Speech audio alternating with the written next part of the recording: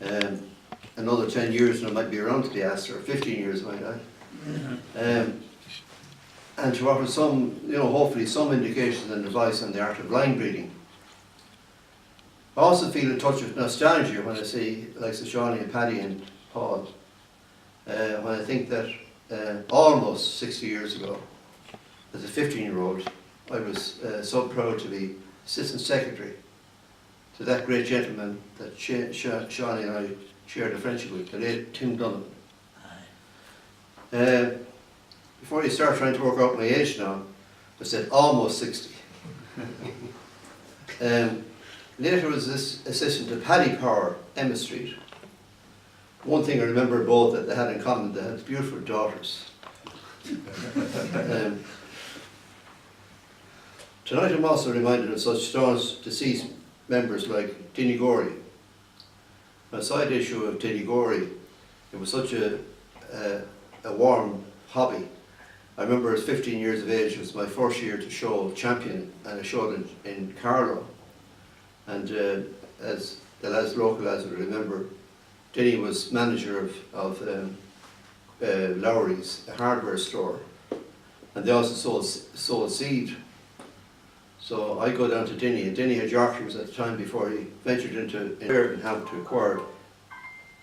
That's Sky News now, I can't take it, that's. How to acquire initial stock, wording quality to commence. Normally it's not too difficult to get the cocks. It's very difficult to get good hens. The quality or stud of hens will eventually be the benchmark of an embryo of how you successfully your overall stud is. Hens, hens, hens, hens. Women, women, wife, wife, wife, wife, wife.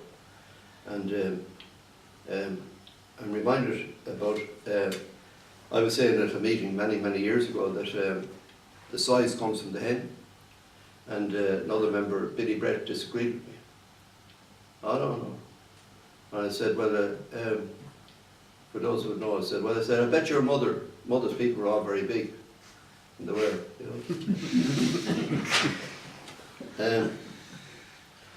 invest and plan in buying, say 6 hens, preferably from the same stud or related birds from another stud. So follow a line that are successful and buy into that line. But in practical terms, you won't be able to buy too many of the type of birds you need. So buy, say, 3 the best cocks you can afford. And if you can start with 6 hens, you'd be very lucky to get 6 quality hens. And from your first year line breeding, any hens that don't measure up to the quality of the foundation hens, get rid of them. Be hard on culling birds. But if you're hard with the hens, be even harder with the cocks. Because cocks, the biggest fault in bird breeding, it doesn't matter what breed, is people keep too many cocks. And, say for instance, if you have a stud of 12 cocks, if you have a stud of 24 hens, say you're looking at 12 cocks or something like that, very hard to get a stud of 12 cocks sufficient in quality to be good enough. Very few studs will have that.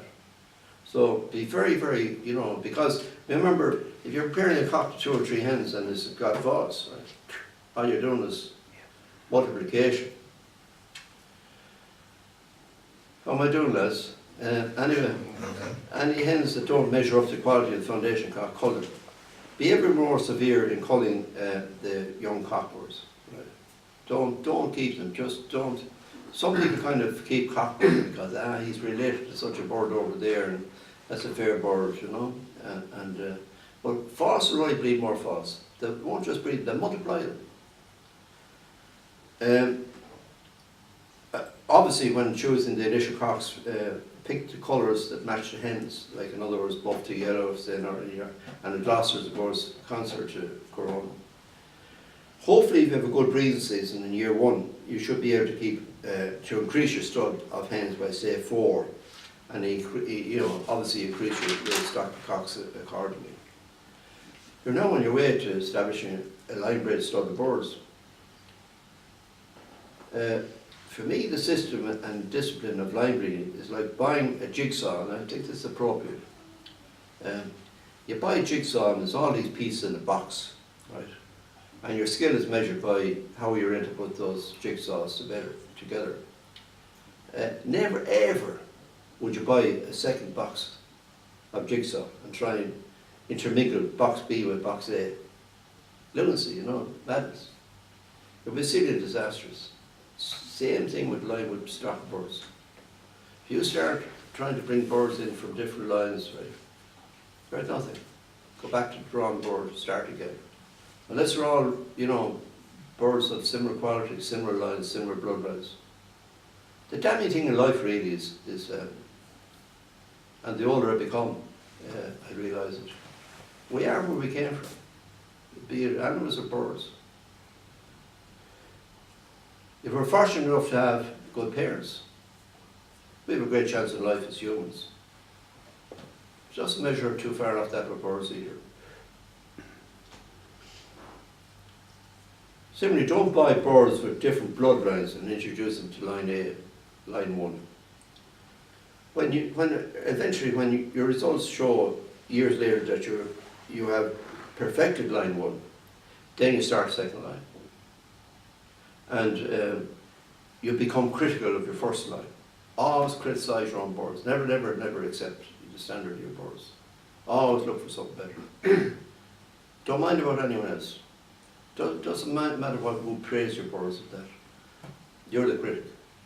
And when it comes to December, say, and I mean this sincerely, irrespective of what kind of show season I had, I'd be super, super critical of my birds. A lot more critical than anyone else would walk into my room. I think that's worthwhile.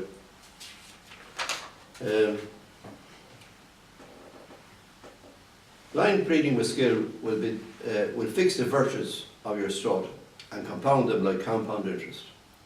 But if dealing with family stock, with faulty stock, then all you're doing is multiplying faults. That as your skill develops, trying to fix a special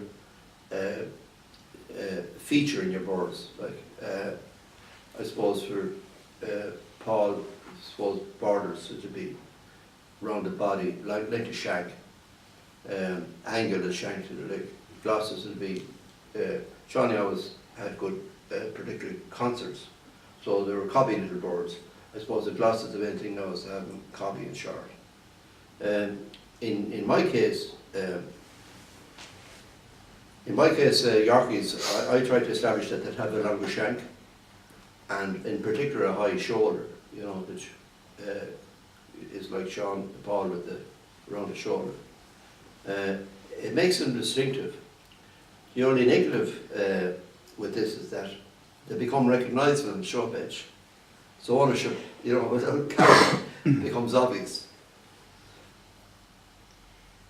A lot of people keep inferior cocks because they're brothers to a better cock, etc. It's a big mistake.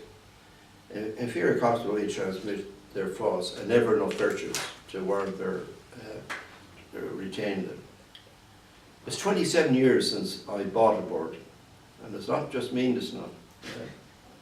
I haven't bought a bird for 27 years, and the last bird I bought was from a fellow Dennis gentleman, and he was in London. He was a street baller, he was a boxing. But I bought a bird that was second last at last for £60, and we missed our flight back, and we're all, about 8 of us staying in one hotel from London. And I had the bird, and Tommy was with me. And I bought the bird for a reason. I knew the bird did show us that well. It was a bit wild, but I could see something in it that I didn't have in my bird as a feature. And I bred him in. But as it happened, I showed it. One of the rules in Yorkshire, you don't show birds you buy. But anyway, Tommy was on to me to show the lads a lesson. I showed the bird down in Wharf, it was best I flight it, right? And Terry Bryan and a few of the lads, Willie and those, said, "Where did you see the bird?" I said, "You slept with the bird." It was in the room with us that night.